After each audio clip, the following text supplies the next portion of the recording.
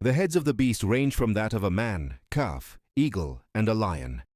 At the base of the throne was a sparkling water flowing beneath it. What surprised me was the personality. Jesus Christ, who was sitting on the throne. I can describe him in different ways.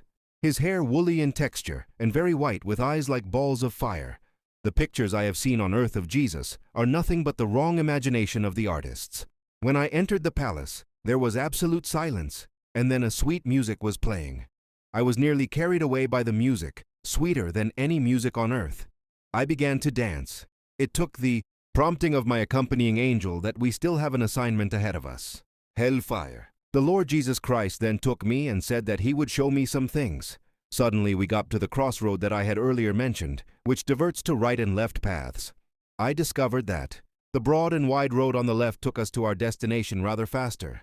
Welcome to Hellfire. I saw a big pit with fire gushing out of it, with people being raised and dropped. Those people in hell were numerous and were speaking different languages, but one thing common to their lamentations were shouts of help, give me one more chance. Affairs. Shortly after, a lady was thrown up and left hanging in the air. This caused Jesus to frown his face. Jesus then asked me, "Do you know that girl hanging in the air?" I said, "No."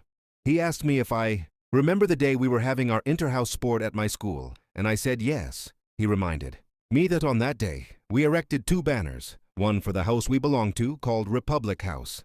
He asked what the first banner was about, and I answered that it was for our house, the Republic House, and he asked what the second one was about.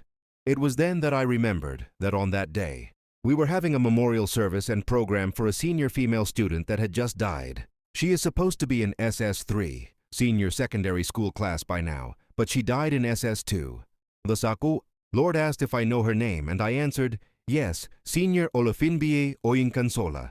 She was a Christian that belonged to a Christian fellowship when we were in school, and I was surprised to find her in Hellfire. Jesus then asked me, "Did I hear you put a senior title before her name?"